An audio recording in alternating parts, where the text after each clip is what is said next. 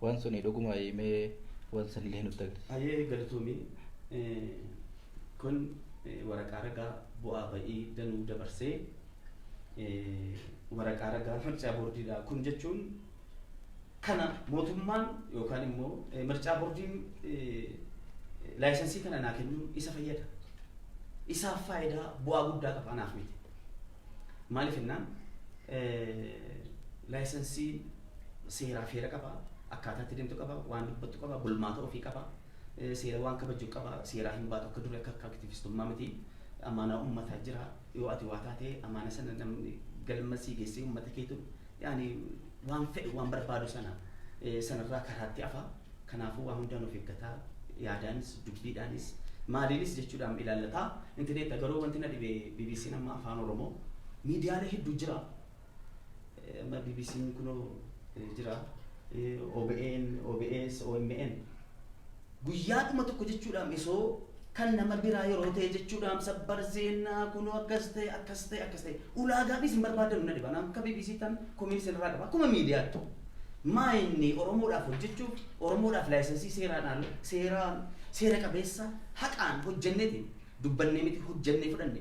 Maa yoo gabaaftan abbaan imaanaa Finfinnee laayisensii fudhatee lamaan rakkoo qaba. Maaltu isin irraa hafa? OMNs, OBNs, OBSs dirqama jechuudhaan dhaaba keessan keessa yookaan paartii keessan keessa yookaan waa wayii keessa jiraachuu qaba. Tuffiin dhumti aktivistoonni keenya, doktoroonni keenya wayii eessa jirtu? Kaleessa yeroo abbaa imaanaa Finfinnee jedhee maammeen kakka'u namni tokko namni bishaan birrii sadii naa bitee hin jiru. Akka naa bitee ofis miti. Kaka'umsa kiyyaan kaka'umsa Oromoo jaalala Oromoof daangaa hin qabne waan hin qabu.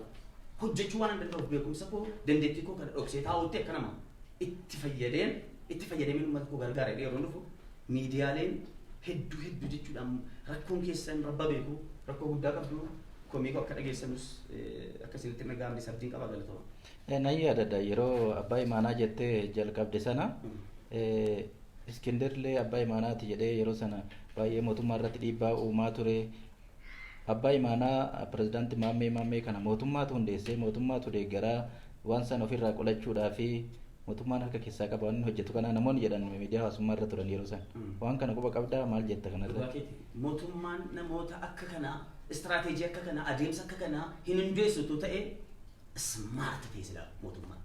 Mootummaan kun nama tokko kootee abbaa imaanaa jedhee maal jedhee istiraatiijii akkanaa fayyada. Duuniyaa irratti akka mootummaa duuniyaa irratti namoonni maafiyaa hundeessu mootummaa jedhama.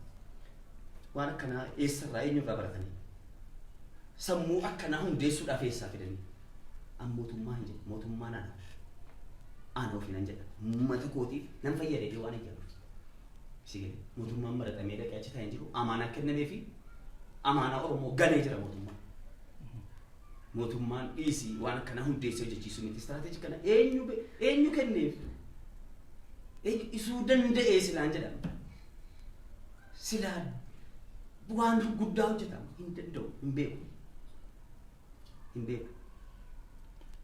Tole waan namoonni akka qoosaatti akkasii ilaalan godhan keessaa tokko waan namoonni beekamoon godhan fakkeenyaaf biqiltuu dhaabuu ibsa kennuu waan akkanaa kana hojjechaa waan turtee fi namoonni akka qoosaatti yeroo ilaalan ture waan ati hojjechaa turte san maaliif uummanni akka qoosaatti waan ilaale hubate waan an hojjedhu kana eegan dhugaa hojjedheettee yaadda yeroo sanatti? Hajji galatoomii Tiraampis yeroo maratamuudhaaf qisqasaa godhu uummanni hundinuu hin kolfa. Itti kolfa. Osoma jedhu milkaa'e. Uummanni keenya iddoo uummata keenya kolfisiisaa tajaajiluu waan guddaadha. Uummanni kolfa waggaa meeqarraa fagaata. Boo'icha qofa jechuudhaan fakkeenya godhate. Sii galee kolfuun jaraa na gammachiisa. Namoonni hamlee si tuquudhaafis si cabsuudhaafis waan adda addaa jiranii garuu saatii sana jechuudhaan Abiyyi gabba'ee baala daraa minaan gaafa jedhu sana waanan keessa galee waanan ta'e ture baga Rabbiin umriidhaan na jiraachisee kan kaleessan afaan sanaan faarsaa ture kan kaleessa Dr. Abiy gaafa Kaayiroo dhufu na argate kun miidiyaa kana dhagaa namoonni Kaayiroodhaa deebi'an si galee tokkoon jira jechuudha eenyuun akka galan kan godhe jijjiirama kanaaf kan gatii kaffalchiisaa ture jechuudha jijjiirama kana jechuudhaan kan deeggaraa ture hadha garuu gaafa biyya dhufnu hamlee danatee maal jedhee dhibbarra kaa'amaa garuu deemu. Dhugaadha amma namoota hedduurraa yookaan dhaabbilee adda addaarraa komii bal'aa qabaachuu dandeessaa. Komii sana nus baalaansi goonee dhiyeessuudhaaf waan rakkannuufi waa'ee namoota dhuunfaa dhiisnee boordii filannoo irraa egaa beekamtii fudhatteen booda waan ulaagaa sirraa eegamutti jira. Galmee yerooti kan fudhatte haga nama 4,000 mallatteessitee deebitee hojjechuu qabda. San maalirra jirta? Amma laayisensii isa yeroodhaaf jedhamu naa kennamee jira. Namoota dhuunfaa seetti sana mootummaan dhuunfaadha. Akka biyyitti maaf hin kaasuun barbaanne? Kaasuun danda'u. Itti dhufna. Gaaffii kana qabadheetiin jira gara dhuunfaa waan jetteef akka dhuunfaatti maa dhufee nu kadhatee galaa jedhee nu fide. Amma wanta amma irra jiru namoota firmaa yookaan mallattoo 4,000 nu barbaachisa. 4,000 sana jechuudhaan namoonni hedduun jechuudhaan kaabaa biniyaam namoonni hedduun jiranii na gargaaraa jiranii munaan namoota qubaan lakkaa'amanu wanti nu hojjennu waan guddaadha. Waan biyya ijaaru, waan biyya ceesisu, waan uummata keenyaaf immoo faayidaa guddaa qabu. Siyaasaa fi istiraateejiin keenya waan adda. Jaarraa 21ffaa kanaa waliin kan deemu. Teenya qeequu qofa osoo hin taane hojjennee uummata keenyaaf hojjechiisu ceesisuu akka dandeenyu namoonni istiraateejiin keenya nuu galee dhufanii sa'aatii barbaadan jechuudhaan na argatu. Bilbilli keenya onlaayinii irra jira. Miseenjaraanis na argachuu danda'u dhufanii miseensa keenya ta'anii nu gargaaruu danda'u. Amma garuu nama booliftaan keessa bultii 3 kana keessa xumura.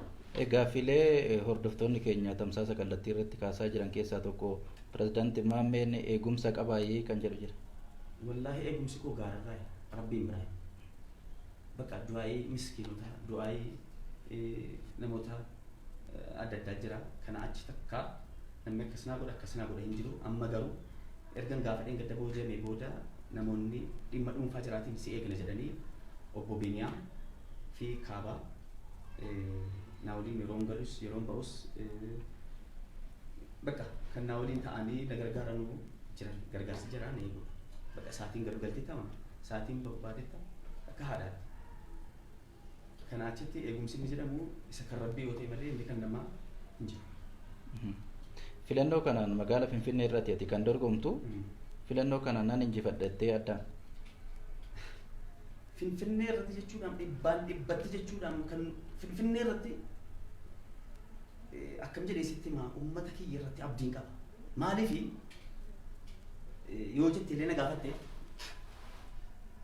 hojiidhaan osoo agarsiifne. Oromoon abbaa imaanaa Finfinnee filachuun anaa jedhee nam filatu ofii jedhee na filata.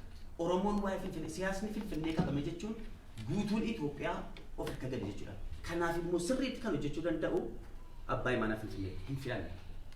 Hin filatamne sirriitti filatamne sirriitti dhibbaan dhibbata. Maaliif? Oromoon si jaallatus, inni si jibbus, inni si deeggarus maaliif nuti amma dhaaba kamiin warrabsinee hin beeknu, dhaaba kamiin keessa iyyuu hin jirru. Kaayyoon keenya diina Oromoo sa'aatii Oromoon mee paartilee keenya ilaalanii paartilee Oromoo tokko irratti xiyyeeffata, tokko kana irratti xiyyeeffata, kan kana irratti xiyyeeffata. Wal qofa jechuudhaan sukkuumuu wal irratti tollo ta'u inni keenya garuuti adda. Maaliif dhaaba Oromoo kamiinuu keeku kamiinuu ta'u dhugaa jirtu qabannee diina Oromoo jechuudhaan jara Oromoo afaan qabachiisuu barbaadan Oromoo miidhuu barbaadan kana qofa irratti waan xiyyeeffannuuf hin milkoofna. Oromoon guutuun dhaaba kamiin keessa iyyuu jiru naannoo kamiin keessa iyyuu jiru amantii kamiin keessa iyyuu jiru Oromoon nu cina jira. Oromoo qabannee Oromoo hojjennee hin milkoofna. Oromoo qabannee Oromoo sabaaf sablammii meeqaatama jechuudhaan kan takkaa jechuudhaan bishaan bitee fi hin beekne bishaan kennee fi hin beekne jechuudhaan kana yoo haammatee diina ofii of keessatti haammatee jiraata. Kan Oromoof hojjetu, kan Oromoof boo'u, kan Oromoof waan kana hunda godhu kana akkamiin filan nu filata uummata keenyatti rabdan. Gaaffiif deebii keenya gara dhumaatti fidaa jirra. Haala Oromiyaa fi biyyi kun keessa jirtu irratti yaada yoo qabaatte. Qaanyiidha. Wallaahi qaanyiidha. Qaanyiidha. Obboleessa ofii irratti dhukaasu. Lukka Wallaggaa. Ilaali.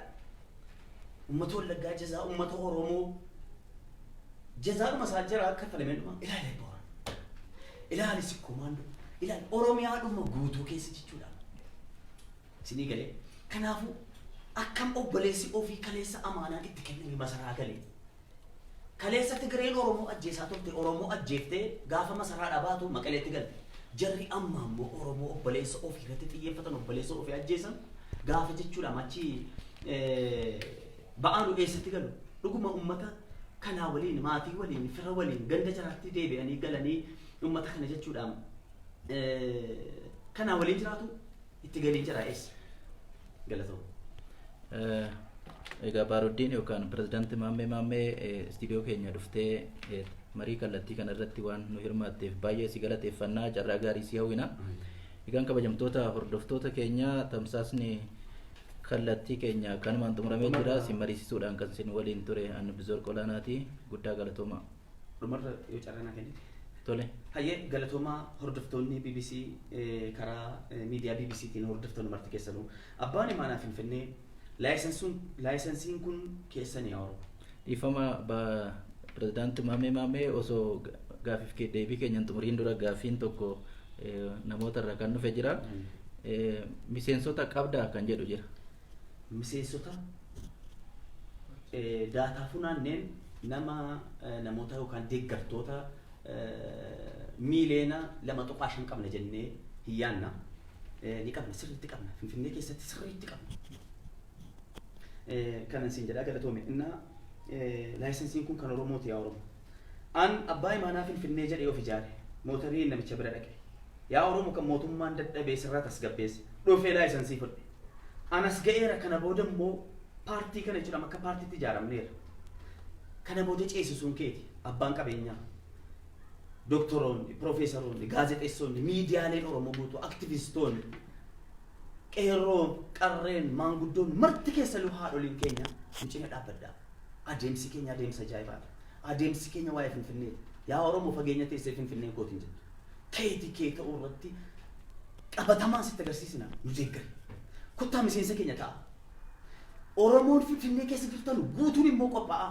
Yaamicha nu godhaanii dhufna. Laayisensii qabna. Nu deeggara. Nu waliin cina. Nu cina dhaabbadhaa. Nu filadhaa. Isiniin jennaa abbaa imaanaa Finfinnee waliin gara fuulduraatti galatoomaa ni moonaa ni bilisoomna. Baay'ee galatoome.